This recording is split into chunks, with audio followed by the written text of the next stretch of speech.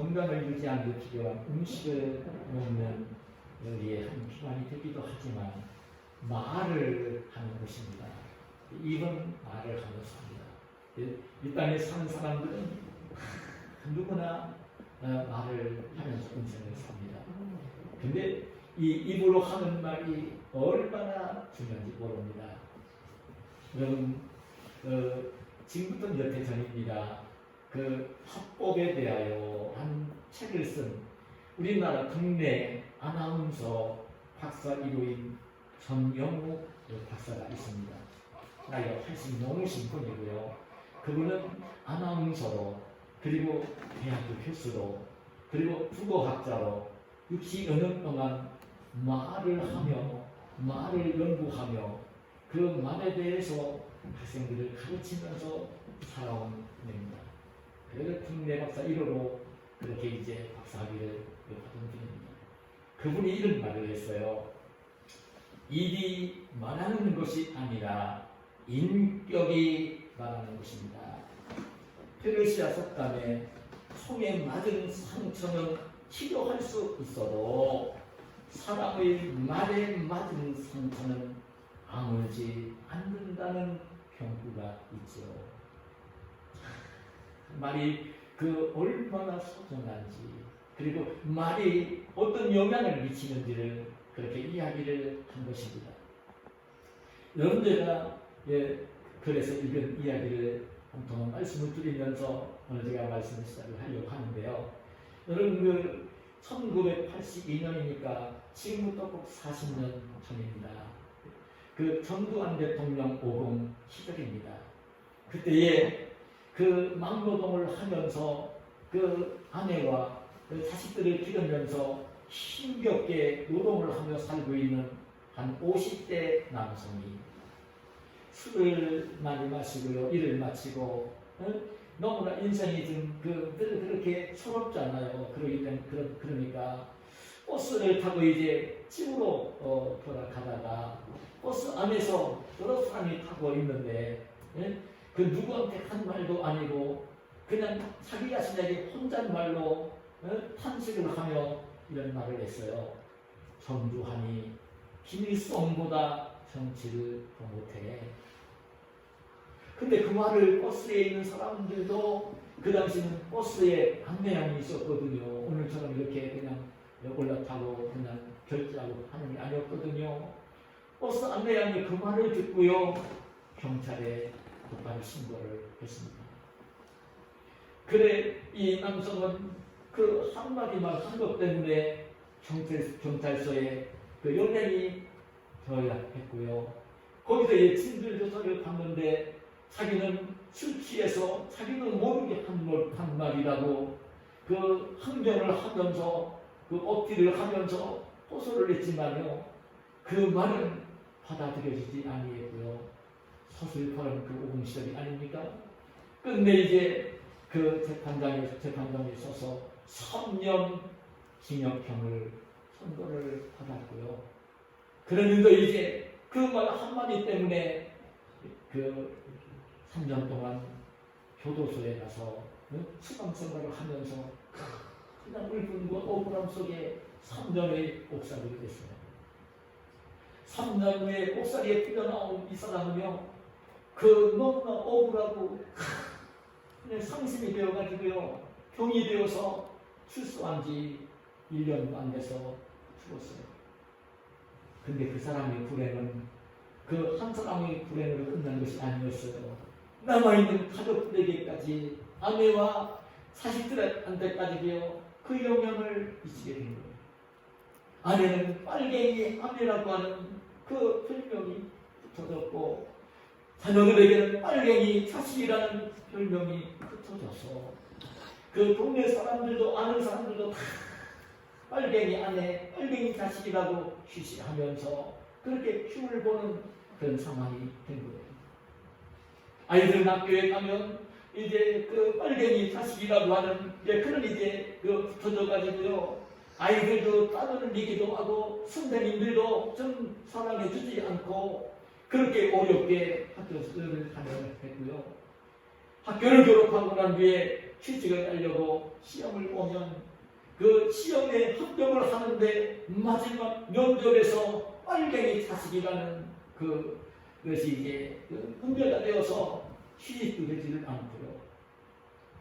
그래서 이 가족들은 이제 이렇게 있다 해 사는 것보다는 이민을 가는 게 참 좋겠다. 근데 이민을 가려고 외국에 나가겠다고 이제 정부에 신청을 해도요. 불성부자 가족들이라고 정부에서 비자를 허가를 내주지를 않는 거예요. 가족들까지도 온 전체가 망가지고 안 거죠. 근데 여러분 지금부터 6년 전에 워낙 억울해서 그 유가족들이요 재심을 청구를 했어요. 응? 그 재심 청구를 했는데 6년 전에 저 충청도 청주 그 충북 도청세인 청주 법원에서 무죄로 다시 이렇게 그 짐을 벗게 되었어요. 정말 자기가 그냥 인생 삶이 너무 고달퍼서 투영하면서 한마디 내뱉은 그 말이 자기 자신만을 불행하게 만든 것이 아니고 가족들까지도 그 평생을 망가진 인생을 불행한 인생을 살도록 그렇게 만들고 난 것이죠. 그럼 사람이 말이라고 하는 것이 얼마나 중요한지 모릅니다. 그 말에 대해서 문제가 수없이 제가 칼럼을 지금 쓰고도 있고 또 앞으로도 설교를 할 것이지만 하나님 오늘 주님께서는 이 맹세와 말에 대한 소중함을 근데 일깨워 주시는 말씀을 오늘 우리 예수님께서 하시는 것을 봅니다. 제가 지금 삼상봉 지금 이제 그 천국 백성의 삶의 원리, 윤리를 지금 계속 이제 말씀을 드리면서 하고 있지만 이 삼상봉을 보면요 굉장히 질서정연합니다. 우리 하나님 말씀이기 때문에 예수님 말씀이기 때문에 오락가락 왔다 갔다 되어지는 게 아니라 제일 먼저는 팔복에 대한 말씀을 하시면서 천국 백성이라면 어떤 마음과 인격을 가져야 되는지를 말씀해 주신 것이고요. 그렇게 되고 난 뒤에는 이 어두운 세상 속에서 악한 세상 속에서 더러운 세상 속에서 소금이 되어 빛이 되어 살라는 말씀을 하시는 것이고요. 그 다음에는 이제 정말 주님의 인격을 담고 성품을 가지고 세상 속에 소금이 되어 빛이 되어 살기 위해서는 가장 중요한 것이 하나님의 말씀이잖아요. 하나님 마음, 하나님 뜻, 하나님 말씀대로 살 때에 정말 소금과 빛이 될 수 있으니까요. 그 말씀에 대한 말씀을 예수님이 율법과 선지자의 완성자라고 말씀을 하시면서 말씀에 대한 말씀을 해주신 것이고요. 그러면서 여러분 오늘 예수님의 이 삼상봉을 보면 뒤를 이어서 그 십계명에 나오는 제가 먼저 살인하지 말라는 계명에 대해 말씀을 하시면서 그 의미가 무엇인지를 화려하게 일깨워 주시고 그리고 이제 지난 시간에 설교했지만 간음하지 말라는 이 말씀의 의미를 말씀하시면서 올바르게 천국 백성들에게 일깨우시는 말씀을 하신 것을 볼 수 있습니다. 그 다음에 오늘 말씀 속에는 맹세하지 말라는 말씀을 하시면서 이 맹세에 대한 말씀, 그 말에 대한 말씀을 하시면서 우리 천국 백성들 우리에게 일깨우시는 그런 말씀을 오늘 본문에서 보게 되는 것입니다. 여러분 주님께서는 오늘 이렇게 말씀을 제가 오늘 읽어드렸지만 다시 한번 읽어드리면 이런 말씀을 하십니다. 또 옛사람에게 말한 바 헛맹세를 하지 말고 내 맹세한 것을 주님께 지키라 하였다는 것을 너희가 들었으나 나는 너희에게 이르노니 도무지 맹세하지 말지니 하늘로도 하지 말라 이는 하나님의 보좌이며 땅으로도 하지 말라 이는 하나님의 발등상이며 예루살렘으로도 하지 말라 이는 큰 임금의 성이며 내 머리로도 하지 말라 이는 내가 한토록도 희고 검게 할 수 없습니다. 오직 너희 말은 옳다 아니라 하라. 이에서 지나는 것은 악으로부터 나느니라. 예수님이 이 말씀을 하시는 것입니다.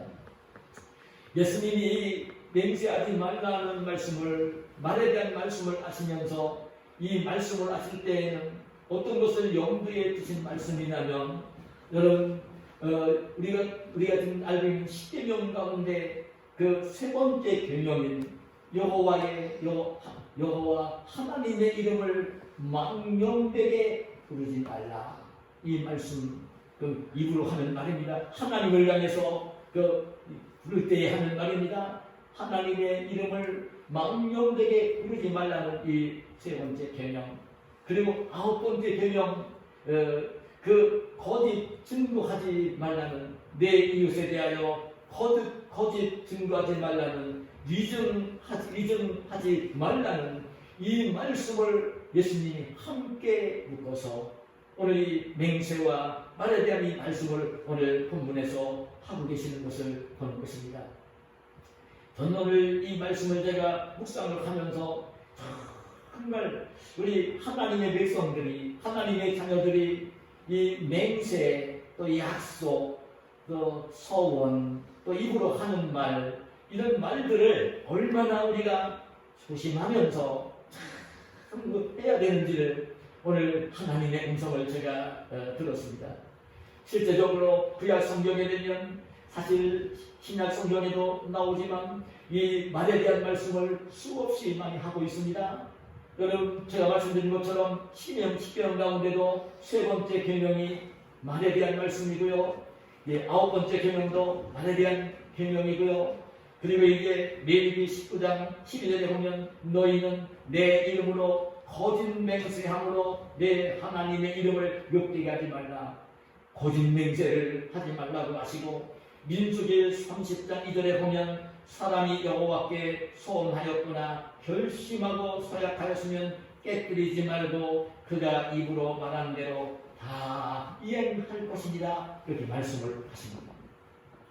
이 말씀을 좀 아시는데, 사실은 저는 우리 교우들에게 그 말씀을 드리고 싶은 것은요, 실은 이 십계명 가운데 나오는 세 번째 계명, 또 이렇게 아홉 번째 계명, 소원하거나 서약했으면 그거 이제 깨뜨리지 말고 이행하라고, 지체하지 말고 바로 이행하라고 하는 이 말씀들만이 하나님께서 우리에게 말에 대한 말씀을 주시는 것이 아니라, 하나님 말씀이 아니라, 제가 늘 말씀을 드리지만 신구약 성경은요, 하나님께서 우리에게 말씀을 주신 것입니다.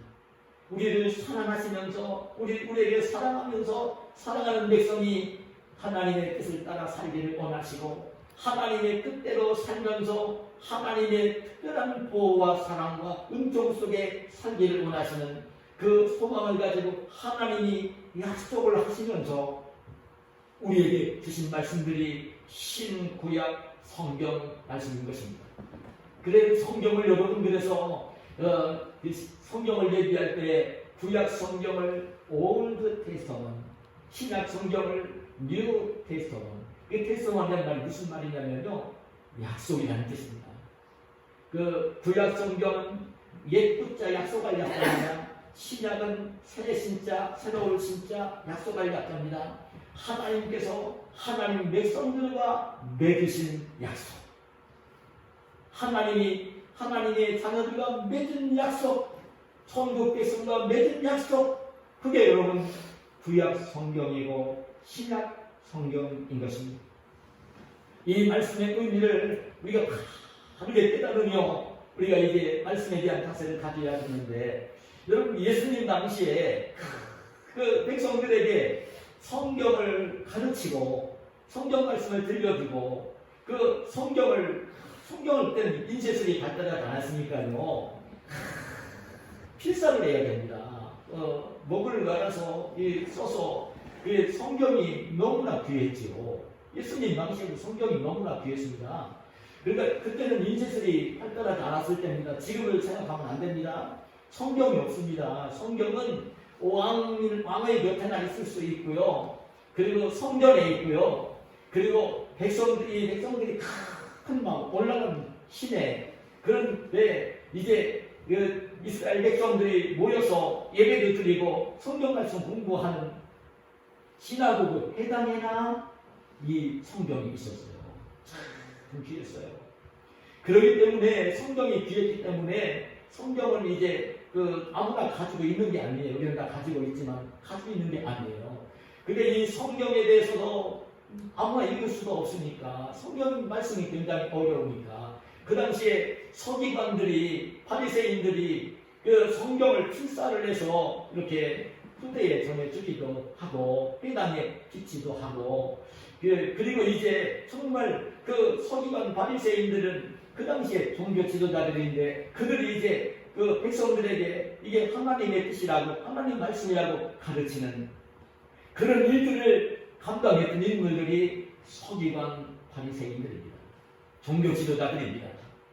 근데 그 예수님 당시에 이 성경에 대해서 잘 알고 있고 성경에 대해서 다른 사람에게 가르치고 전하고 하는 이 서기관 바리새인들이 사실은 참 하나님의 이 맹세하지 말라는 말씀, 이 말이라는 이 말씀, 십계명에 나오는 나오는 여호와 하나님의 이름을 망령되게 부르지 말라는 말씀, 이 내유에 대하여 거짓 증거하지 말라는 이 말씀, 또 소원, 소약에 대한 말씀, 이런 말씀들을요 백성들은 잘 모르니까 성경도 안 보니까 그래도 그렇게 얘기하면 맹세하지 말라, 소원하지 말라, 소약하지 말라, 이렇게 얘기를 하면 그게 어떻게 생활을 해야 될지 잘 모르니까 그 당시 종교 지도자들은 이 맹세하지 말라는 이 말씀을요 잘못 해석을 해서 백성들에게 가르치고 있었던 것이에요. 하나님이 여호와의 이름을 망령되게 부르지 말라고, 이웃을 향하여 거짓 증거를 하지 말라고, 소원 했으면 지키라 이런 말씀들을 온전히 잘 이해를 하지 못하고요, 잘못 문자에만 집중을 해가지고요, 이 성경 말씀을 해석을 할 때에도 여호와 하나님의 이름을 망령되이 부르지 말라고 하신 이 말씀을 그냥 그 말씀에 지내 있는요 하나님의 이름은 가볍게 헛되이 부르지 말라는 말씀인데 그렇게 쉽게 이해를 하지를 못하고 있었고요. 그리고 이제 맹세하지 말라는 이 말씀도요 어떻게 그들은 해석을 했느냐면 하나님의 이름으로 맹세를 하면 하나님의 이름으로 약속을 하면 그건 지켜도 되지만 하나님의 이름으로 약속을 한 것이 아니면 약속을 하더라도 안 지켜도 된다는 식으로 하나님이 지금 말씀해 주신 맹세와 말에 대한 의미를 잘못 해석을 해가지고요 백성들에게 그렇게 가르치고 있었던 거예요. 예수님이 마태복음 23장에서 서기관 바리새인들을 향해서 외식한 아는 바리새인들을 향해서 서기관들을 향해서 책망을 하시는데 책망을 하시면서 마태복음 23장 16절 이하 23절에 보면 예수님이 이 맹세에 대한 말씀에 대해서 그 당시 서기관 바리새인들이 잘못 가르치고 있는 것을 지적을 하면서 뭐라고 책망을 하시냐면 이렇게 책망을 하시는 것을 봅니다. 화 있을진저 눈먼 인도자여 너희가 말하되 누구든지 성전으로 맹세하면 아무 일 없거니와 성전의 금으로 맹세하면 지킬지라 하는도다. 이렇게 가르치는 거예요. 서기관 바리새인들이. 그래서 이렇게 얘기했어요. 어리석은 맹인들이요. 맹인으로 이제 하나님의 말씀을 제대로 보지 못하고 있습니다. 맹인으로 부르시는 자신의 말씀이 어느 것이 크냐? 금이냐? 금을 거룩하게 하는 성경이냐? 이렇게 책망을 하시며 이렇게 오시고 계시고요. 또 이어서 너희가 또 이르되 누구든지 제단으로 맹세하면 아무 일 없거니와 그 위에 있는 예물로 맹세하면 지킬지라 하는도다. 오늘 이 하나님의 성전으로 맹세를 하면 안 지켜도 된다는 거예요. 예를 들면 근데 성전을 이제 아름답게 하려고 성전벽을 다 금으로 입혔거든요. 성전에 있는 금으로 맹세하면 지켜야 된다고 얘기를 한다는 거예요. 얼마나 아니 오히려 성전이기 때문에 그게 귀한 것이지 금이 귀한 게 아니거든요. 그리고 또 뭐냐면 제단으로 맹세하면 이게 제단으로 맹세하면 안 지켜도 된다는 거예요. 그런데 제단 위에 있는 예물로 맹세를 하면 지켜야 된다는 거예요. 그런데 예물은 제단이 있기 때문에 예물이 되어지는 것이거든요. 제단이 계단에 올려질 때만 내용이 되는 것이거든요. 정말 잘못 가르치고 있는 그런 내용들을 일깨우시면서 생각을 하시는 그런 말씀을 보는 것입니다. 근데 예수님은 오늘 이 말씀을 하시면서 참 그렇게 일깨운 거예요. 뭐라 했냐면 그 당시 성경 바리새인들이 종교 지도자들이 하나님을 잘 섬기고 말씀을 가르친다는 자들이 하나님 말씀을 잘못 가르치고 하나님 뜻을 잘못 알려주고 그렇게 이제 맹세에 대해서 말에 대해서 너무나 가볍게 여기는 그런 상황이 벌어졌기 때문에 주님이 이 말씀을 하시는 것입니다. 도무지 맹세하지 말라고 하늘로도 하지 말고 그리고 땅으로도 하지 말고 그리고 예루살렘 성으로도 하지 말고 내 머리를 가지고도 하지 말고 그 얘기를 하시면서 너희들이 말을 하게 되어질 때는 옳다 옳은 것은 옳다 아닌 것은 아니다 그렇게 하라는 말씀을 주님께서 하시는 것을 보는 것입니다. 그런데 오늘 이 본문에서 도무지 예수님 맹세하지 말라고 하니까요 하나도 맹세하지 말라 약속하지 말라 소원하지 말라 이렇게 이해를 하면 또 안 되는 거예요. 여러분 우리 하나님도요 맹세를 하신 분입니다. 하나님 맹세하신 내용을 정확하게 믿음의 조상 아브라함을 하나님께서 축복을 하시면서 뭐라고 맹세를 하시며 축복을 하시냐면요 히브리서 6장 13절에 15절에 보면 하나님이 아브라함에게 약속하실 때에 하나님이 아브라함에게 약속하실 때에 가리켜 맹세할 자가 자기보다 더 큰 이가 없으므로 하나님보다 더 큰 이가 없으니까 하나님 맹세를 하시는 거예요. 약속하시면서 자기를 가리켜 맹세하여 이르시되 내가 반드시 너에게 복주며 너를 번성하게 하고 번성하게 하리라. 하나님도 아브라함에게 약속을 하실 때에 맹세를 하시면서 참 너에게 복을 주고 번성하게 해주겠다는 이 약속을 하시면서 맹세를 하시면서 하시는 모습을 볼 수가 있고요. 우리 예수님이 말씀을 하실 때도 진실로 너에게 이르노니 제가 2주 전에 이 말씀을 드렸지만 여기서 이 말씀하시는 이 진실로 예수님 말씀하실 때에는 이 예수님이 맹세를 약속을 강하게 하시면서 주시고 있는 말씀들인 것을 알아야 됩니다. 그 말씀을 알아야 돼요. 그래서 참 우리는 좀 그렇게 생각합니다. 하나님도 맹세를 하신 것을 볼 수가 있고 예수님도 맹세를 약속을 하신 것을 볼 수가 있고 그리고 우리 하나님 형상대로 지음받은 사람들이 이 땅을 살면서 맹세나 약속이나 말을 하지 않고 살 수 있느냐? 아닙니다. 약속을 하며 살아야 됩니다. 우리 인생은 삶은 약속을 하면서 말을 하며 삽니다. 여러분 쉬운 말을 들면 결혼을 할 때에는 결혼 서약을 약속을 합니다. 아내가 될 때에 남편이 될 때 이렇게 남편에게 하겠다 아내에게 하겠다 약속을 합니다. 서약을 합니다. 약속을 합니다. 그러면서 이제 하나님 앞에서나 하객들 앞에서 약속을 합니다. 결혼 서약이 서약됩니다. 여기 교회에서 직분자로 시험을 받을 때 장로나 권사나 안수집사 시험을 받을 때에도요 서약을 합니다. 하나님의 교회 재혼된 교회를 충성되게 헌신하며 섬기겠다는 약속을 합니다. 마음 변질되지 않고 섬기겠다는 약속을 합니다. 그래도 직분자로 시험 받는 분들은 조심해야 됩니다. 그 약속이 뭔지를 알면요 함부로 장로나 권사나 안수집사가 돼서 교회를 옮기는 일은 없을 거예요. 잘하셔야 됩니다. 복을 받지 못합니다. 그 약속입니다. 그리고 우리가 이 땅에 살면서 그 약속입니다. 여러분 어떤 사람이 직장에 취직을 하면 회장과 사장이랑 내가 이만한 일을 해줄 테니까 나한테 얼마 페이를 달라고 약속을 합니다. 사장은 주문합니다. 이만큼 일을 해줘야 되는 거고 그럼 일에 좀 내가 한 달에 얼마씩 페이를 주겠다고 연봉을 얼마를 주겠다고 약속을 합니다. 여러분 땅을 살 때도 약속을 합니다. 집을 살 때도 약속을 합니다. 어음을 할 때도 어음 약속입니다. 통장도 약속입니다. 약속입니다.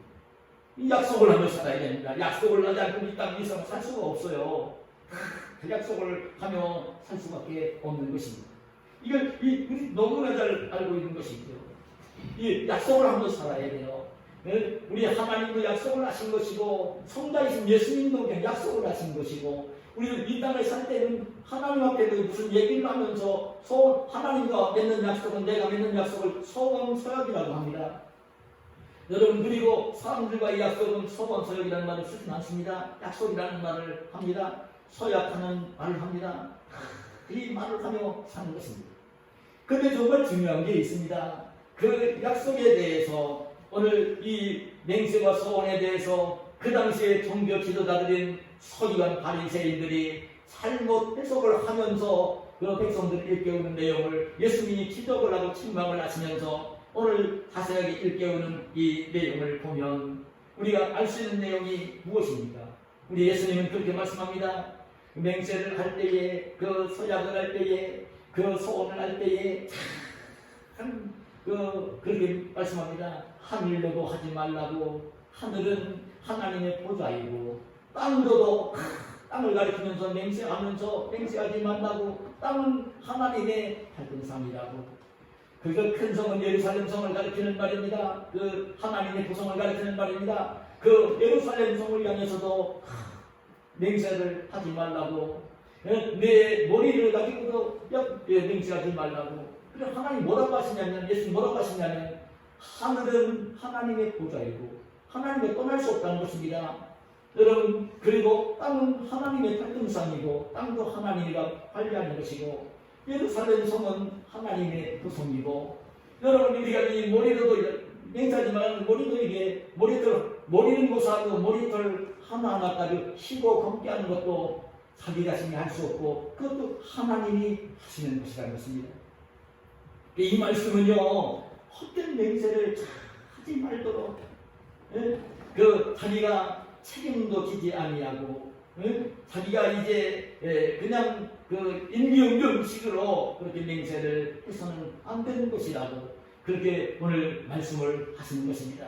그렇게 말씀을 하시면서 뭐라고 말씀하셨냐면 오늘 그 말씀 가운데 마지막 절에 보면 오직 너희 말은 옳다 하든지 아니라 하든지 이렇게 하라는 말씀을 하시는 것입니다.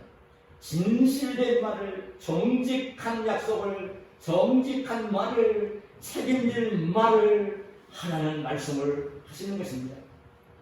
그래서 실상은 모든 것들은 하나님을 떠나서는 있을 수가 없는 거예요.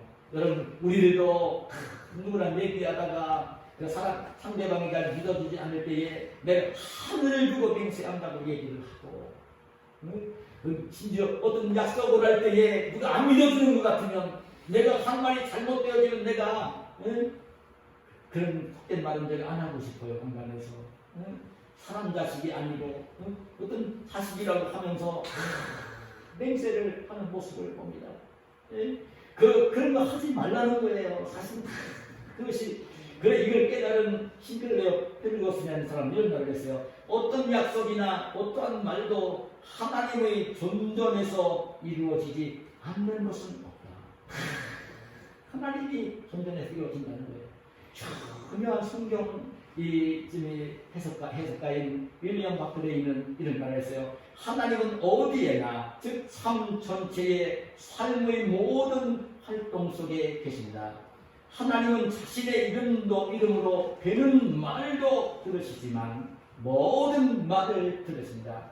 하나님을 개입시키지 않는 말은 없다. 모든 약속은 다 하나님 앞에서 한 것이므로 다 거룩한 것이다. 이런 말이 있습니다. 여러분, 천국 백성은 이 땅을 살 때에 그럴 때 거짓, 헛맹세, 헛된 말, 거짓말을 임기응변으로 하는 말을 하지를 말고 살아야 하는 것입니다. 우리 하나님은 이 거짓, 애식, 미선을 아주 싫어하시는 분입니다. 절대 싫어하시는 분입니다. 왜 그러냐면요, 이 거짓말은 마귀가 모아주는 것입니다. 마귀가. 아셔야 됩니다. 우리 하나님 성령은요, 진실하고 정직한 마음, 정직한 생각, 정직한 말을 할 수 있도록 하나님의 성령을 넣어주시고요. 이 거짓이라는 것은 마귀가 넣어주는 것입니다. 여러분들이 큰 말을 할 때는요, 생각해야 됩니다. 지금 내가 이 거짓으로 할 것 같으면 이거 다물어야 됩니다. 그거는 마귀가 넣어주는 생각이고 마귀가 넣어주는 말이기 때문입니다. 여러분 실제적으로 이렇게 말을 드리면 이해가 될 겁니다. 에덴 동산에서 그 하나님은 아담과 하와에게 그 하나님 형상대로 지음받아서 에덴 동산에서 평강을 누리며 하나님과 공연하며 행복하게 살도록 허락해 주셨는데, 그때 그 한 가지 조건을 걸었잖아요. 동산 중앙에 있는 선악의 선악을 알게 한 나무의 그 열매는 사실은 먹지 말라고, 먹는 날에는 내가 반드시 죽으리라 말씀을 하셨는데, 그때 찾아온 마귀가 뭐라고 유혹을 했습니까? 아니라고. 하나님이 그랬느냐고. 너희가 그 선악과 열매를 까먹으면 너희 눈이 맑아져서 너희들도 하나님같이 될까봐 하나님이 시기해서 질투해서 너희들 보고 먹지 말라고 한 것이라고, 너희를 유익하게 해주는 거라고, 먹어보라고. 마귀가 그건 거짓말이거든요. 하나님의 말씀은 진리고 참된 말씀이지만 마귀가 말하며 마귀가 넣어주는 생각, 그거는 거짓이거든요. 근데 아담과 하와는 그 하나님 말씀보다는 마귀의 말을 들으면서 선악과 나무 열매를 따먹으면서 범죄를 한 것이에요. 그래서 불행이 이어진 것입니다. 그럼 여러분, 예수님이 오셔가지고요, 예수님이 그 천국 복음을 전파하시면서 병든 자를 고치시면서 귀신 들린 자 고치시면서 이렇게 다니실 때에 보니까 이게 사람이 하는 일이 아니잖아요. 여러분 그렇지 않습니까? 죽은 자를 살리시고 막 귀신을 내쫓고 하니까, 그리고 얼마나 그 당시에 이 선유한 바리새인들이 그 율법사들이 예수님을 미워했는지 모릅니다. 자기들보다 인기가 더 예수님 높으니까요. 똑같은 육신을 입고 있는데 자기들과 비교할 수 없도록 예수님의 인기가 높아지니까 시기하고 질투합니다. 그 예수님만 말씀을 하시는데 찾아와서 예수님을 비난을 하고 예수님을 미워하고 예수님을 싫어하고 심지어 예수님을 죽이려고 하기까지 싫어하고 미워합니다. 끝내는 그러면서 예수님을 십자가에 못 박아 죽였지만, 근데 그때에 유대인들이 와서 그렇게 그 시기하고 질투하고 하고 거짓으로 막 그 예수님이라는 것을 비난하고 막 그럴 때에 예수님이 그 자기를 비난하고 자기를 박해하고 자기를 싫어하고 자기를 죽이려고 하는 그 무리들 앞에서 예수님이 뭐라고 말씀을 하시냐면, 요한복음 8장 43절이야 44절에 보면 이렇게 말씀합니다. 어찌하여 내 말을 깨닫지 못하느냐? 이는 내 말을 들을 줄 알지 못함이로다. 너희는 너희 아비 마귀에게서 났으니 너희 아비의 욕심대로 너희도 행하고자 하느니라. 그는 처음부터 살인한 자여 진리가 그 속에 없으므로 진리에 서지 못하고 거짓을 말할 때에 죄것으로 말하나니, 이는 그가 마귀가 거짓말쟁이요 거짓의 아비가 되었습니다. 정확하게 일깨워줍니다. 지금 예수님이 하신 말씀을 거부합니다. 안 듣습니다. 싫어하고 미워합니다. 그 예수님을 죽이려고까지 합니다. 그때 그들을 향해서 뭐라고 얘기를 하냐면, 당신들은 거짓의 마귀의 자식들이다. 그 거짓말을 넣어주고 있는 그것은 마귀고 마귀의 말을 듣고 있는 마귀의 자식들이라고 책망을 하시는 것을 봅니다. 그래, 우리도 성도와 이 땅을 살 때 굉장히 조심할 것이 그래요. 예수님 이 말씀을 하시면서 예수님이 딱 하신 말씀을 했습니다. 옳다 아니라 하라는 것입니다. 옳은 것은 옳다라고 하라는 거예요. 아닌 것은 아니라고 하라는 거예요. 여러분, 뭔가를 사람들 뒤를 맞추려고, 잘 보이려고, 자기 이익을 얻으려고 그 말을 꾸며서 거짓말로 막 하고, 또 이제 아니 요즘도 보면 위증죄로 교도소에 가는 사람도 있습니다. 여러분 그 법원에서 재판을 할 때에 증인을 세웁니다. 여러분 국회에서 보면 그 국회의원들이 증인을 세울 때가 있습니다. 증인을 세울 때는요, 그 증인 선서를 합니다. 자기가 한 말에는 책임을 지겠다고 오른손으로 선서를 합니다. 법정에서 증인을 줄 때도 선서를 합니다. 국회에 가서 증인을 줄 때도 선서를 합니다. 근데 그 말이 위증이 되었을 때에는 그대로 처벌을 받아야 됩니다. 근데 제가 성경에서는요, 위증죄를 지게 되었을 때는 자기가 위증죄를 지었기 때문에, 위증죄를 진 것 때문에 피해자가 피해를 본 게 있으면 그 피해를 고스란히 그 사람에게 치우라고 성경은 말씀을 하고 계십니다. 이 말은 오늘 법정에만 있는 게 아닙니다. 하나님 말씀이 그것을 우리에게 교훈해 주시는 것을 봅니다. 그래 성도들은요, 참 언제든지 옳은 것은 옳다고 하고 아닌 것은 아니라고, 틀린 것은 틀린 것이라고 하고, 여러분 나랑 더 친하다고 해서, 나랑 좀 불편하다고 해서 그냥 편들면서 이 거짓말을 하고, 또 내가 누가 관계를 맺어가면서 내가 좀 이익을 얻기 위해서 상대방을 속이면서 뭔가를 내 이익을 챙기려고 하는 이런 거짓을 멀리 하나는 이 말씀을 하시는 것입니다. 근데 꼭 아셔야 됩니다. 거짓말은 마귀가 넣어주는 생각이고 마귀가 넣어주는 말인 것입니다. 내가 무엇인가 참 진실되지 못한 말을 하게 될 때는요, 차라리 입을 다물으시려고 그 묵비권을 행사를 하세요. 괜히 주님 쓴다고 하지 말고 누구한테 가서 친한 사람 편드는 식으로 얘기하지 말고요, 묵비권을 묵비를 해야 됩니다. 그래 언제든지 우리 성도들은 옳은 것은 옳다, 틀린 것은 틀리다, 누구 앞에서도, 하나님 앞에서도, 사람들 앞에서도, 법정에 가서도, 국회에 가서도 그렇게 해야 되는 것입니다.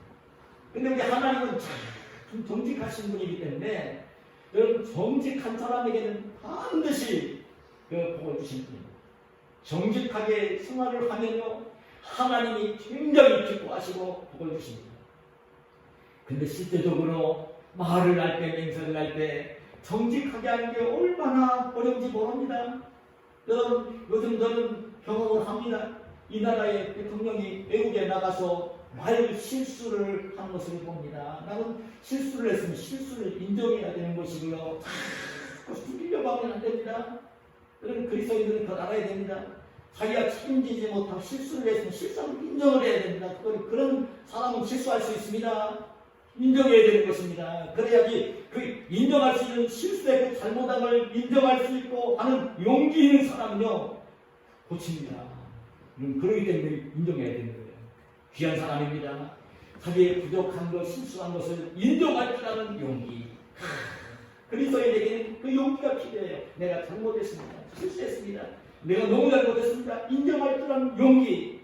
잘못하고서도 말을 잘못하고서도 잘하는 것처럼 아는 것처럼 변명하려고 하는 그런 모습이 아니라 인정할 줄 아는 용기, 진실하게. 그 사람은 고치거든요. 그러기 때문에 한 성품으로 소득합니다. 여러분, 대통령이 되고 난 국회를 요새 너무나 마음에 안 듭니다. 이기적입니다. 자기밖에 모르고요, 자기가 소득한 정당밖에 모르고요, 상대방 정당은 욕하고요. 위정자들이 그렇게 되면 안 됩니다. 적어도 위정자들이 되어지면 국회의원이 되고 장관이 되고 대통령이 되면요, 내 편이 아닌 사람, 나를 불편하게 하는 사람이라도 정말 귀하게 일할 사람이면 써야 되는 것입니다. 대통령도 장관으로 써야 되는 것입니다. 여러분, 국회의원도요, 그렇게 하면 안 됩니다. 아무리 상대방이 미운 사람이라 하더라도 올바른 마음을 가지고 올바른 일을 하고자 할 때는 협력해 줄 줄 아는 이런 자세가 필요한 것입니다. 그게 우리 그리스도인들이 가져야 될 자세입니다. 제가 이 말씀을 드리면서 말씀을 맺겠습니다.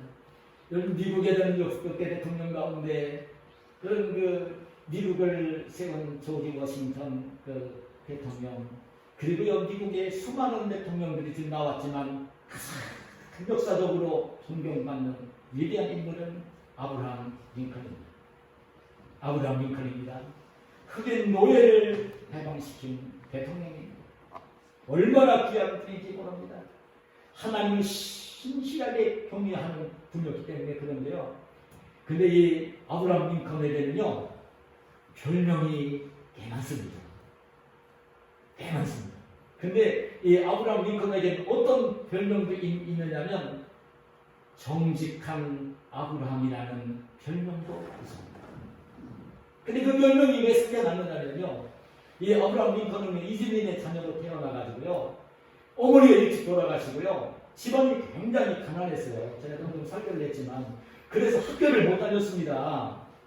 그래서 혼자 고학을 해가지고요, 너무 어려우니까요, 이미 오늘 변호사고 사법고시 패스한 사람 책 빌려다가 공부를 하면서 변호사가 된 분입니다.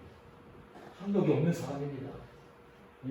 예? 오늘 저는 똑같습니다. 그릇일 뿐입니다. 저는 하나님을 신실하게 경외하는 자녀들만 길러놓으면요, 똑바르게 길러놓으면 귀하게 인생을 삽니다. 예? 귀하게 인생을 살 수 있습니다. 지금의 애들은 하나 둘이 다십니다. 학원 다니고 덜력이 이런 것만 보이죠.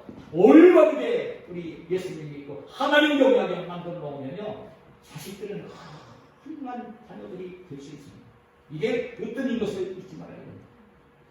어머니가 일찍 돌아가면서 물려준 그 성경책을 읽으면서, 그는 이제 학교도 못 다녔으니까 성경책 읽으면서 하나님 말씀을 읽으면서 하나님을 경외하면서 이 링컨은 살았습니다. 너무나 집안이 가난했으니까 10대 소년 시절에 어느 가게에 점원으로 들어가서 일을 했습니다. 10대 소년 시절이니까 자기 가게도 아니라 가게에 가서 가게들을 돌보는 점원을 했어요. 근데 어느 날 그 점원들을 딱 있는데 어떤 고객이 와서 물건을 사는데, 단골 고객인데, 그분에게 거스름 돈을 거슬러 줬는데 10센트를 덜 준 것입니다. 이 아브라함 링컨은요, 주인 고객이 손님이 나가고 나한테 뒤늦게 하는 거예요.